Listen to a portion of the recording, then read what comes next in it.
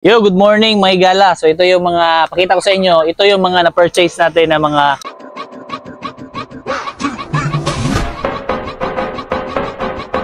pabo, mga binenta sa atin, wholesale. So dito lang sila nakastock. Iba yung mga stock natin doon ng mga pabo, yung own grown natin. So ito sila, dahil puro lalaki din to, diretso to katay, pang lechon pabo. Para hindi din siya mag-mix breed doon sa aming hybrid na ng mga pabo. No, kasi mas mataas na yung quality ng aming mga male doon. Yung roux natin na dalawa, yung white at saka black na broad-breasted natin. Ayan, dito.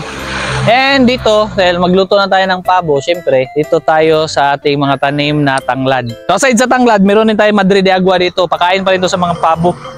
Yan, dami yan dito. Even mulberry, pakain pa rin to ng mga pabo. So, dito tayo kasi sa lechon pabo tayo. Ito, meron kaming tamang tanim dito ng mga tanglad. So, dito na rin kami kumukuha ng tanglad para sa aming lechon pabo. So, yan, sipag lang para makatipid tayo. Yan lang, medyo cute tayo Yan. Kunti lang to dito pero may mga tanim pa sa palibot. Kuha lang tayo yung enough sa ating lechon pabo today.